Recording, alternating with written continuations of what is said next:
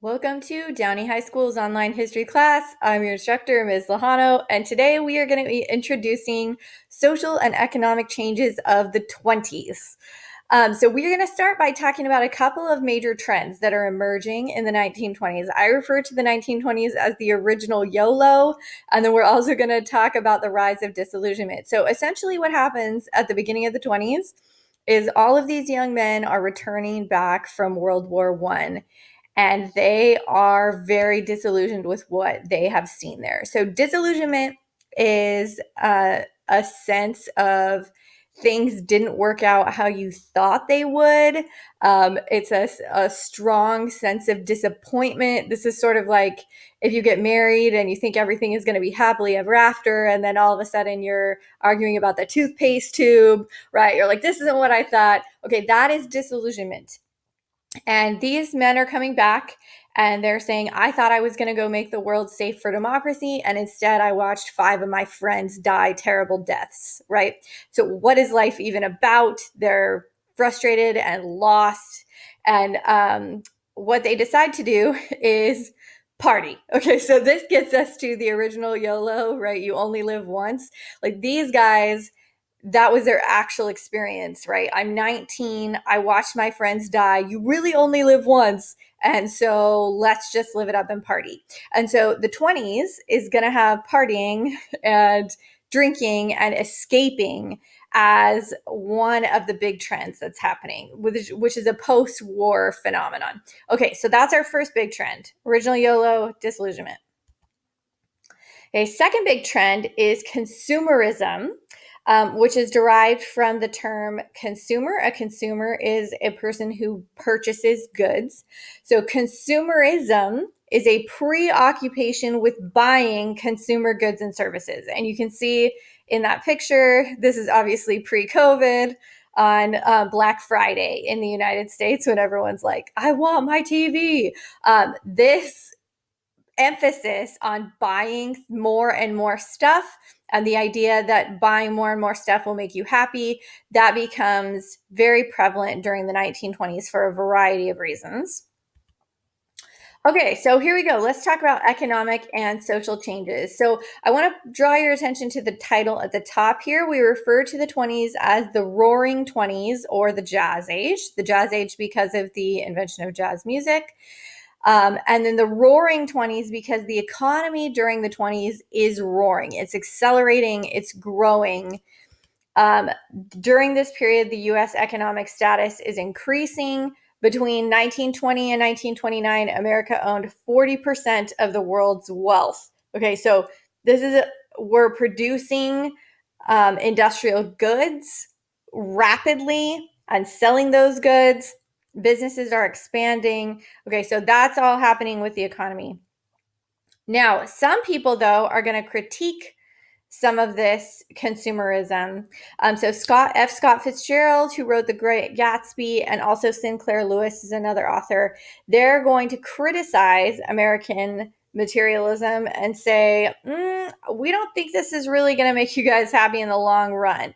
Okay, but we are seeing people with higher standards of living, and the economy is going well for the most part. Okay, inventions are also going to transform America during the 20s. One of the most important of these inventions is the automobile. So the automobile is going to lead to a whole bunch of changes. It leads to the growth of an industry and related industries. So cars are going to take off. A lot of people are going to be purchasing cars, partially because Ford's model creates a very affordable car. But also, the existence of automobiles creates a whole bunch of related industries, right? You need petrol or gas. You need repairmen for automobiles. So all of those jobs are going to come out of the invention of the automobile. Automobiles also lead to urban sprawl, which means you can live outside of the city and commute in, because you can only live as far away from your job as you can easily get transportation to it, right? So during this period, cities are going to expand outward as people have the ability to move more easily. The automobile also is going to change dating and encourage promiscuous teenage behavior. In fact, there is one book that comes out where the guy is talking about like, you have no idea what your children are doing in cars while they're on dates, right? So people are going to start making out more. It's going to relax the norms around like physical relationships in dating. Okay, and then by the late 20s, 80% of the automobiles in the world are American. So you can see the automobile really is blowing up in America. Okay, this is a picture of the assembly line for creating cars. So Ford created a car that you could buy for $8,000 or less, although he was famous for saying you could get any color you want as long as it was black, right? So it's very standardized, but that's part of how they were able to make it so affordable. Okay, other electric inventions that come out are also going to transform society. A couple of that you can see pictured here are the refrigerator, an early version of a washing machine, the vacuum cleaner comes out.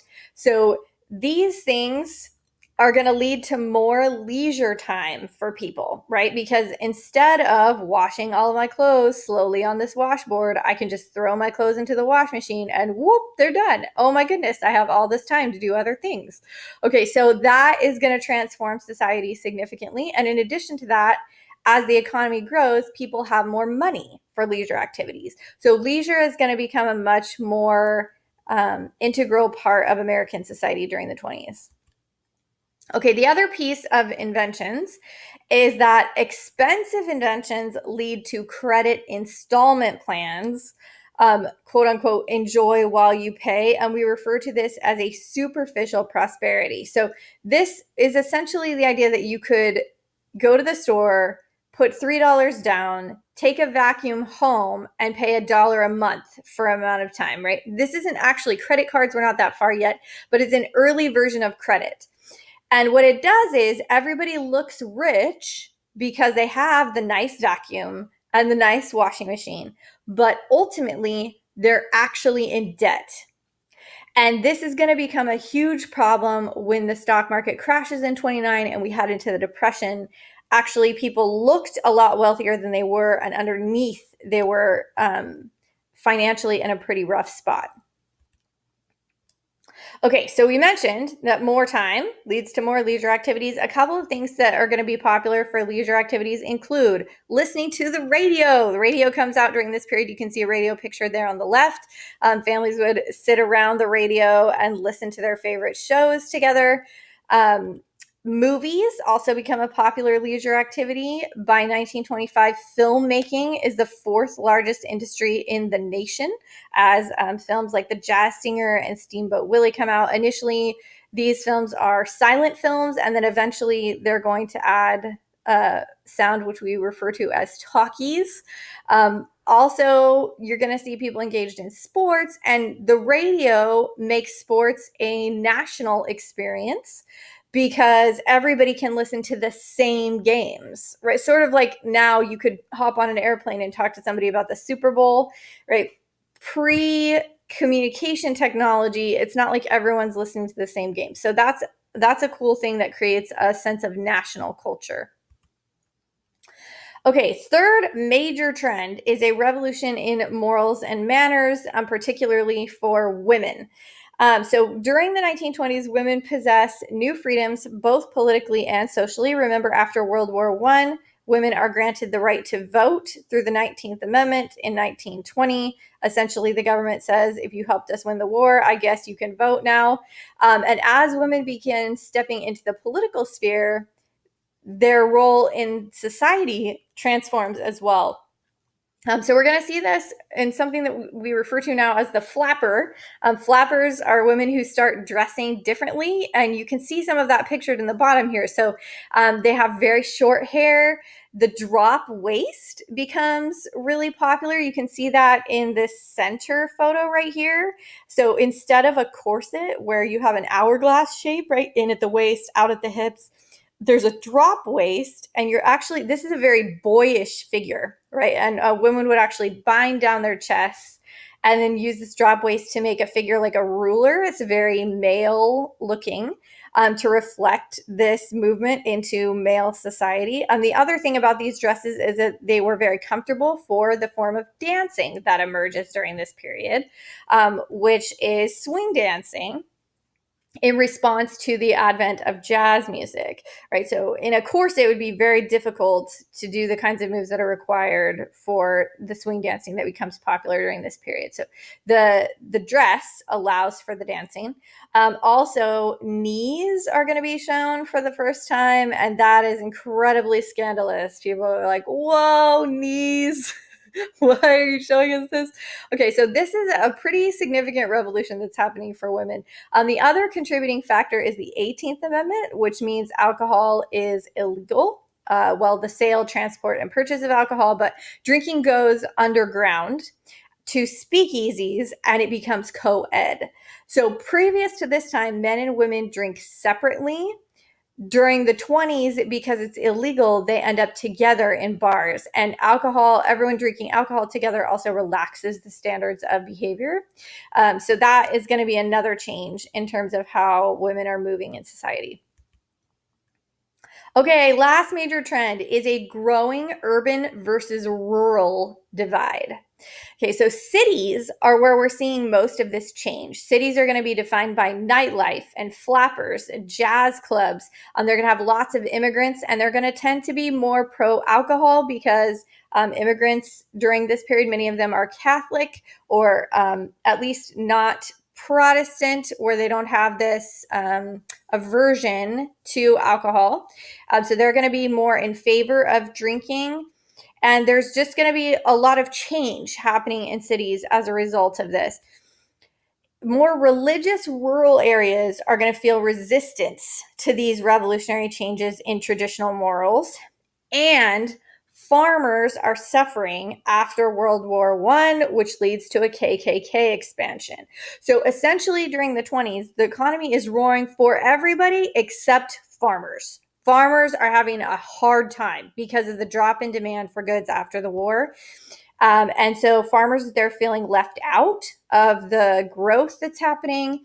And part of how that comes out is in the expansion of the KKK. The KKK is a way that farmers decide to express their frustration with change. And the KKK also expands during this period. Up until now, the KKK has been just very anti-Black.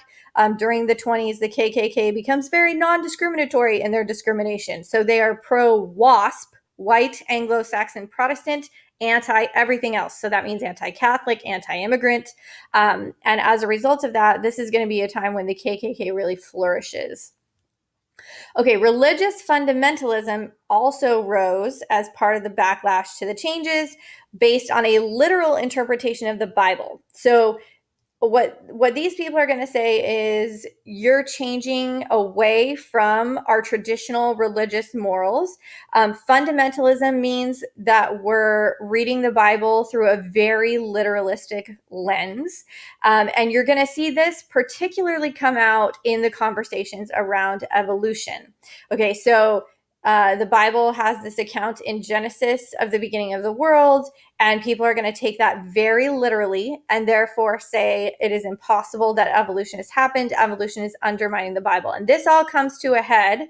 The tension is showcased in the Scopes trial, where John Scopes, a biology teacher in the South, broke the law to teach evolution in high school science. And he goes on trial for doing that. This trial is broadcast throughout the nation, and it becomes this point of highlight of the growing tension between the urban, changing, more progressive areas and the rural areas that are feeling left behind. Okay, and that is our quick summary of the major trends during the 1920s. Thanks for joining our online history class today. Have a great day, guys.